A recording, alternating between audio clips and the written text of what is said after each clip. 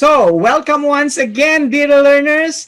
This is Mentor Ray, your mentor, your NCLEX-RN test prep coach, okay, sharing with you another concept that you may not be aware of the fact that you need to study this.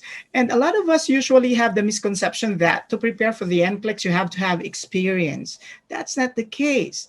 Actually, some of the state boards even recommend that new graduate nurses should take the NCLEX-RN within 2 years of graduation. And cognitive theorists agree because most cognitive theorists would usually say that the half-life of knowledge has shortened to 18 months, such that by the time you finish your nursing degree, everything you've learned could have changed. And everything that you have in your textbooks would have changed. Why?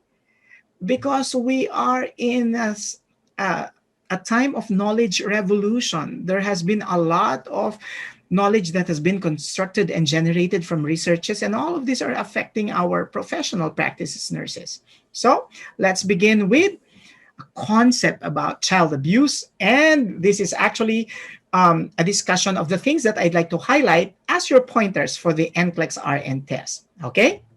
So before we begin our discussion, I'd like to ask everybody to join us in this mission. Our goal is to provide free NCLEX-RN application and review to at least 100 nurses for this year.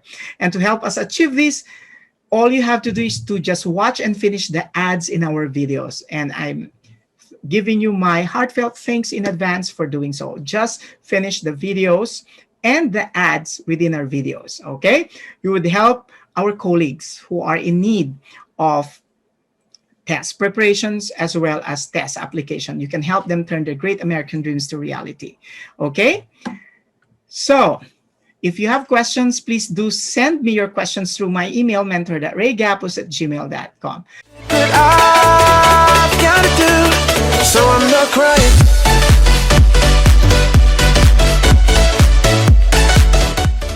So let's begin discussing this concept by trying to answer a simple question.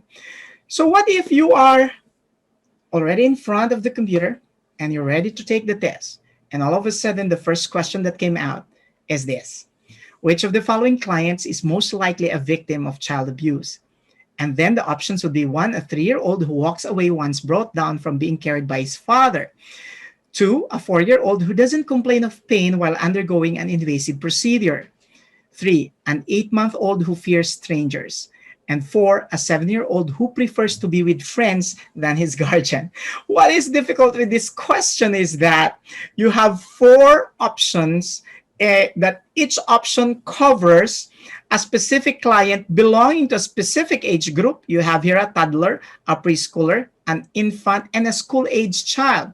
And what makes this complicated is that you will have to identify whether the behavior being exhibited by the child within that specific age group is normal, or is it indicative of being traumatized or an indication of being a victim of abuse.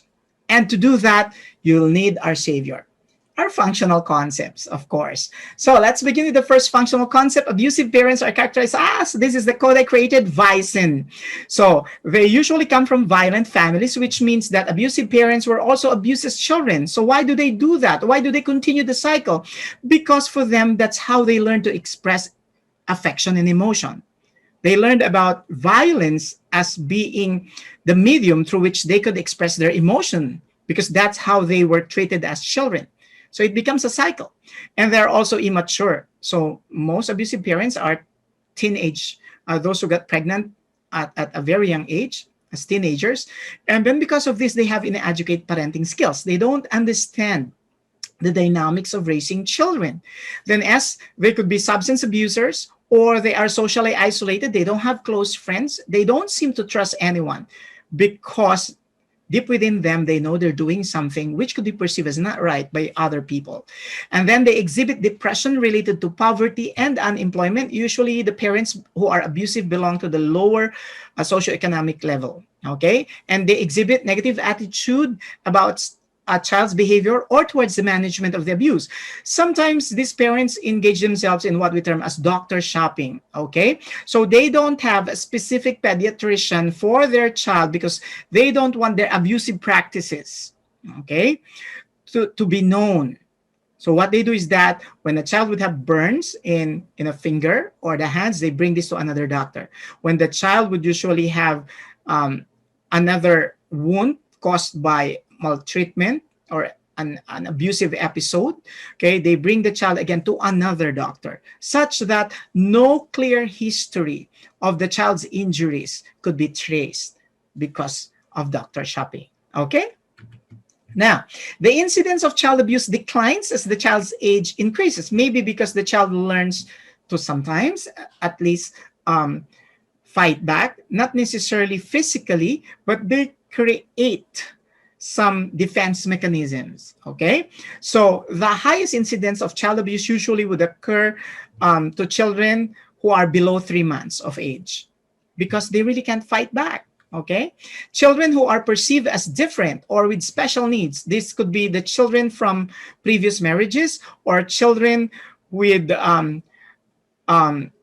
special situations, like they could be suffering from mental retardation or some other forms of illness that could be chronic, or they have difficult temperaments or at greater risk for maltreatment. So which simply means that a child who is perceived to be different or special could be considered as at greater risk for maltreatment.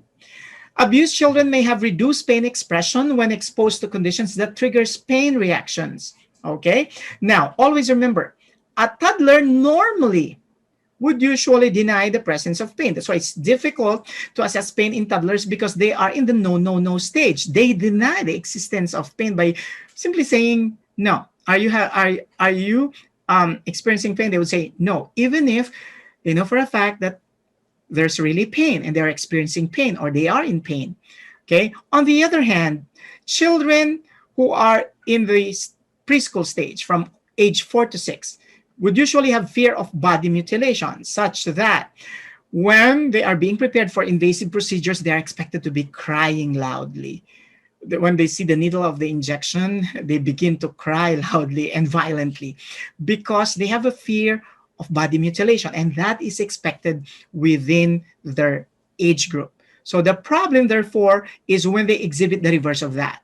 So when preschool children who are supposed to be injected all of a sudden become a little apathetic, okay? They don't even cry. They allow themselves to be hurt because they know if they cry, eventually, okay, they could be maltreated for crying, okay?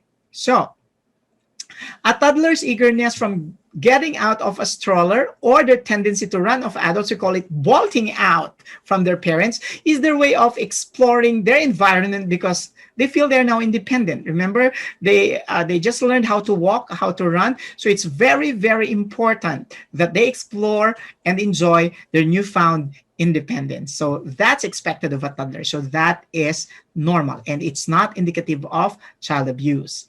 So school-age children engage in what we term as chum relationship. School-age children are those who are age 7 to 12.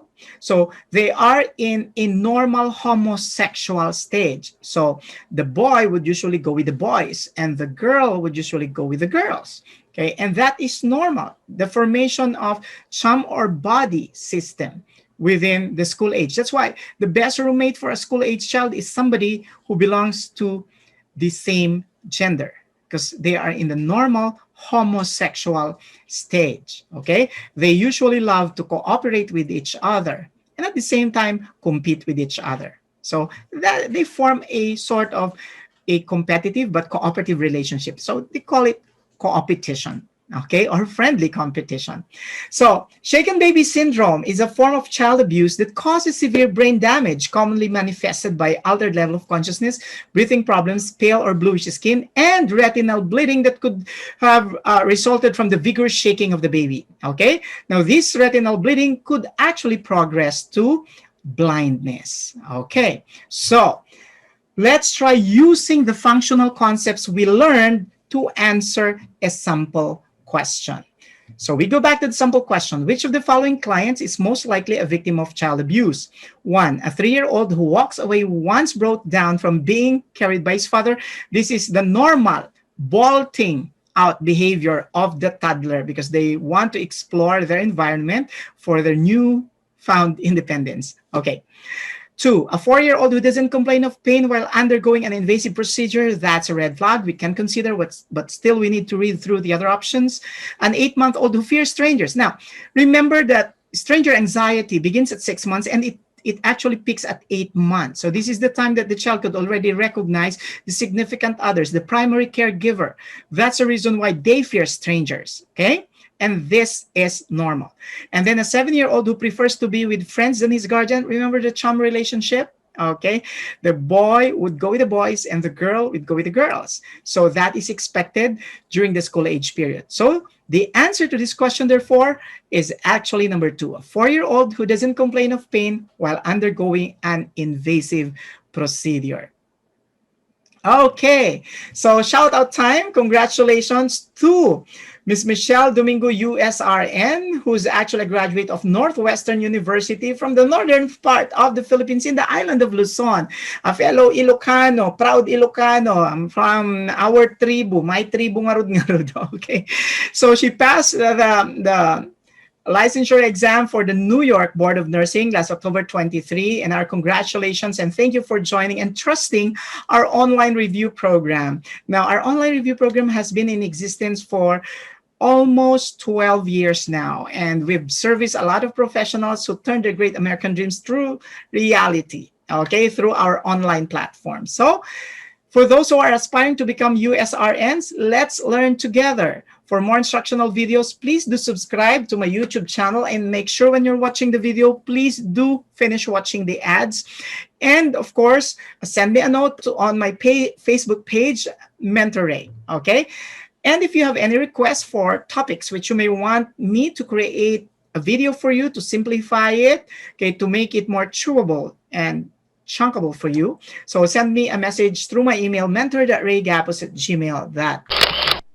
So, disclaimer, this instructional tool is created to enable students to develop their test-taking skills. The question or answers contained in this instructional video were patterned after the official publicly accessed samples from the RN test plan of the National Council of State Boards of Nursing, or NCSBN.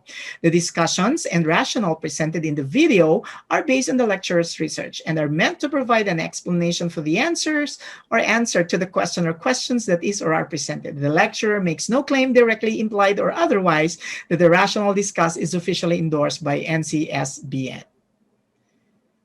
So if you love this video, don't forget to hit the subscribe button and the bell notification button.